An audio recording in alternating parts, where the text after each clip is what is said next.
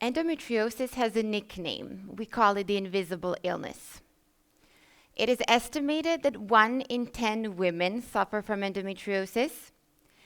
It takes roughly 8 years for someone to get a proper diagnosis.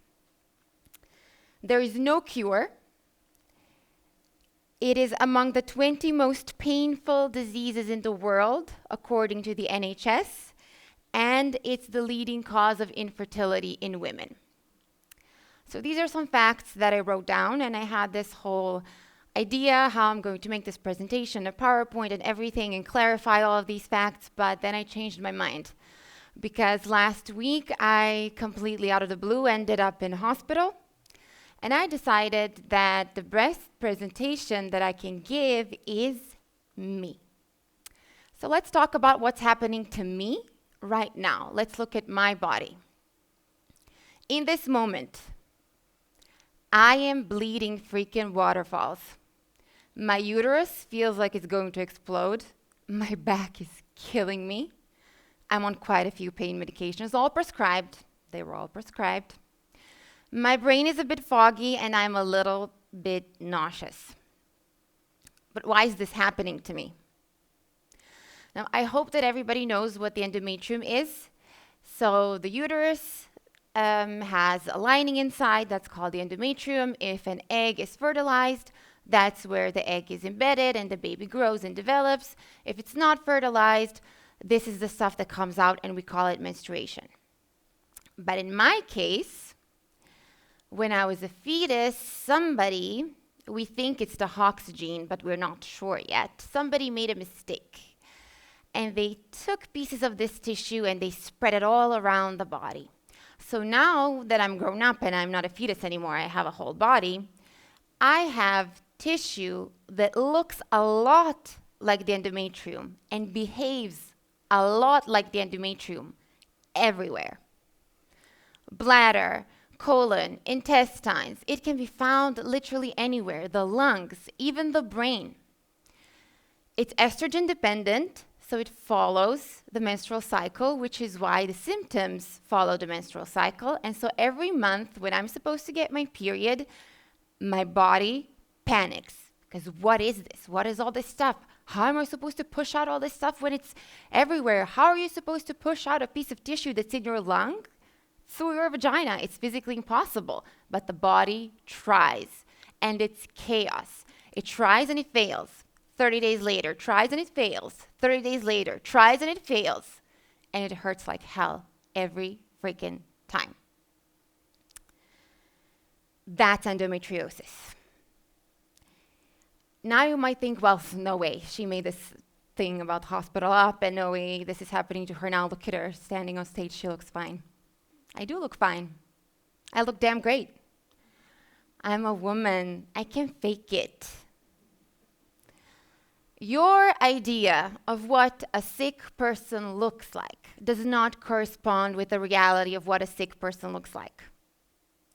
Just because you have an idea of what a chronically ill person looks like, that does not mean that that is the objective truth. And you should always keep that in mind.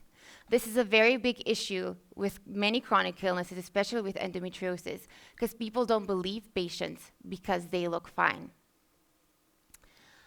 Now then you could also say, well, wow, this poor girl, she has this really rare, weird, complicated thing. Wrong.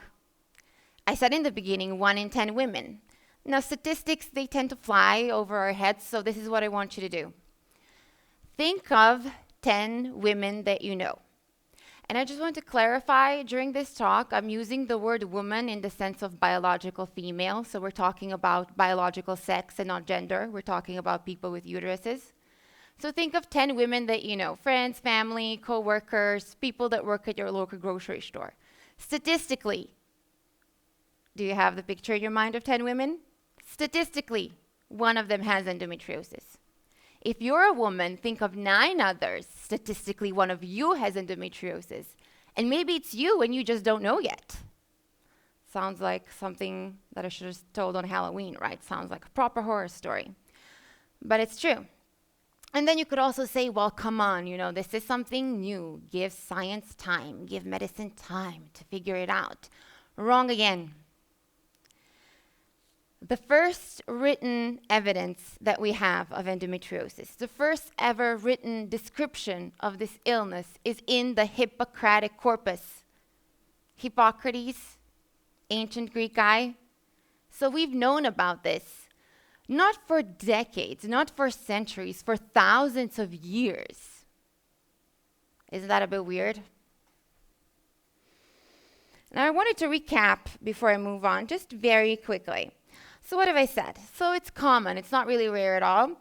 It's extremely painful, one of the most painful things you can have. It's the major cause of infertility. We've known about it for thousands of years. It causes debilitating pain in women. It stops you from functioning. But we have no idea how it works, why it happens, how it develops. We are nowhere near a cure. We don't have tools that can help us diagnose it faster or better. We can't even see it with ultrasound or CTs. We know next to nothing about this. Isn't that weird? And we don't talk about it. It's not in the media. It's not in schools. It's not in sex ed. When your parents sit you down to tell you about your period, they don't mention endometriosis. Why? When you go to a gynecologist for the first time ever, they don't sit you down and mention endometriosis. They don't tell you, oh, watch out for these and these symptoms because maybe you have endometriosis. It would make sense that they did that because it's very likely, but they don't. Why? Don't you think that's weird? I think there's a lot of weird stuff concerning this illness. It's a common condition, but it's the last thing on anyone's mind. And this is because of the silence that surrounds it. And this silence begins with the silence that surrounds menstruation. We don't talk about menstruation, do we? It's still a taboo. I think quite a few of you felt a bit uncomfortable when I started talking about having my period right now and describing. I could have gone into more detail. I bet that quite a few of you right now feel weird looking at me and imagining that I'm bleeding from my vagina. But guess what? I bet a lot of you sitting here are also bleeding right now. And that should be okay. That's normal. Menstruation is an involuntary biological process of a healthy female human being of reproductive age. So why is it crowded in shame, in silence? Why do we hide it? We even lie about it. When you can't do something when you're on your period, or you don't want to do something when you're on your period, you say, oh, I have a headache, I have a stomach bug, I have a flu. You will literally invent an illness rather than say that you're going through a perfectly healthy physiological action that's just as necessary as breathing. Isn't that weird too? Our whole society has conditioned us to think of menstruation as something dirty, something to hide, something that makes you weak. We don't even talk about it amongst each other, let alone men. Ooh, men shouldn't know that this exists, right? Men should be hidden away from it. Why? Did you ever ask yourself why? Why do we use code words? Why do we have so many metaphors for it? And what does this have to do with endometriosis? Well, how are you supposed to know what a normal menstrual cycle looks like if you never talk about the menstrual cycle and if nobody ever tells you? If you identified with any of the symptoms that I mentioned in the beginning, that is not a normal menstrual cycle. Menstruation is not supposed to hurt. You're not supposed to be vomiting, having a fever, not being able to walk. It can cause some discomfort. It can be difficult. It's not the best thing in the world. But anything higher than that, you should talk to a doctor. Maybe it's not endometriosis, but the cycle is very sensitive to everything that happens in our bodies. Something is up. And what happens when you do go and see a doctor and complain? We have a lot of patient-driven research recently, and without fault, without any doubt, internationally, we have come to one single conclusion. The number one reason for the delay of diagnosis of endometriosis is the refusal of doctors to believe in their patient's pain. Again, because we are conditioned to think of menstruation as something bad. So you come to a gynecologist for the first time, you mention your symptoms, and what will they tell you? And I'm not making this up for real. They will tell you, well, everybody has their period. It's normal that it hurts. You're weak. You're exaggerating. You're making it up. Are you depressed? Are you stressed? Are you anxious? Want some Prozac? My favorite one, get pregnant. Endometriosis is the leading cause of infertility. Get pregnant to fix it. How am I supposed to do that? This is all because we live in a society where we don't talk about it and we don't have enough knowledge about it. Taboo is lack of information. Lack of information can be detrimental. You cannot allow yourself to have lack of information about your own body. So what is it that is the point of my talk? What I want you to do? Once that I'm finally done talking, I want you to start talking. Start talking about menstruation and start talking about endometriosis. Men too, you're not excluded from this. I hope none of you fell asleep midway thinking that this doesn't involve you.